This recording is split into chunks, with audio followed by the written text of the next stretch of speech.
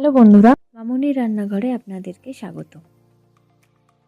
বাঙালির নিরামিষের দিনগুলোতে কি রান্না করব বা কি রান্না করলে খেতে ভালো লাগবে, এই সব নিয়ে আমাদের চিন্তার শেষ নেই। তো আজকের একটা রেসিপি যেটা আমি দেখাবো, নিরামিষ রেসিপি, একটু অন্য ধরনের, অন্য ধাঁচের। আজকের রেসিপিটি হলো বাদাম চিচিঙ্গে আলু পোস্ত।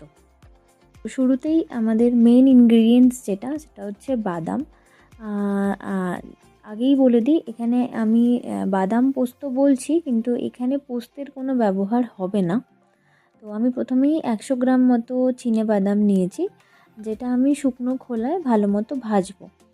ততক্ষণ অবধি ভাজবো যতক্ষণ অবধি বাদামটা মোটামুটি মানে বাদামের খোসাগুলো মোটামুটি কালো মতো না হয়ে আসছে। আর বাদামটা ভাজা হয়ে গেলে আমি এটাকে একটা আলাদা পাত্রে ঢেলে এটাকে ঠান্ডা করব। আমি এখানে একটা বড় সাইজের চিচিঙ্গে নিয়েছি, যেটার খোসা ছাড়িয়ে আমি ছোট ছোট করে পিস করে নিয়েছি। এরপর আমি মোটামুটি 4টে মতো আলু নিয়েছিলাম। সেই আলুগুলোকে পোস্তের সাইজে ডুমো ডুমো করে কেটে নেব। আর সাথে নেব 1 টুকরো আদা। যেহেতু এটা নিরামিষ, এখানে আর কিছুই পড়বে না, আর কিছুই লাগবে না। এবার বাদামগুলো যেটা আমি ভেজে রেখেছিলাম সেটার খোসাটা ছাড়িয়ে নেব হালকা হালকা করে। ঠান্ডা হয়ে গেলেই দেখবেন বাদামের খোসাগুলো আপসেই ছেড়ে যাচ্ছে হালকা চাপেতে। তো খোসাগুলো আমি ছাড়িয়ে নিয়েছি। দিয়ে আমি ওই বাদামটাকে মিক্সিতে ওই আদার টুকরো দিয়ে আর 4টে মতো শুকনো লঙ্কা দিয়ে আমি পেস্ট করে নিয়েছি। এবার একটা কড়া নেব, তাতে দেব সর্ষের তেল। আপনারা এখানে সাদা তেলও ব্যবহার করতে পারেন। আমি ফোড়ন হিসেবে এখানে কালো জিরে ব্যবহার করেছি, কালো জিরে, তেজপাতা আর 2 কি 3টে মতো কাঁচা লঙ্কা। আপনারা আপনাদের ঝালের মতো নেবেন, একটু ঝাল বেশি হলে জিনিসটা খেতে ভালো লাগবে। তেলেতে সমস্ত কিছু ভেজে নেবার পরে আমি এর মধ্যে দিয়ে দিয়েছি কেটে রাখা আলুটা, যেটা হালকা করে মোটামুটি একটু ভাজবো, যাতে একটু আলুটা ট্রান্সপারেন্ট মতো হয়ে যায় বা সাদাটে হয়ে যায়। তার উপরেই আমি চিচিঙ্গেটা দিয়ে দিয়েছি, যেটা কেটে রেখেছিলাম। এবার ভালো মতো দুটোকে মিশিয়ে একটু ভাজা ভাজা মতো করে নেব। মধ্যে দিয়েছি নুন আর হলুদ, দিয়ে হালকা একটু নাড়িয়ে নেড়ে চেড়ে আমি এটা একটু চাপা দিয়ে রাখবো।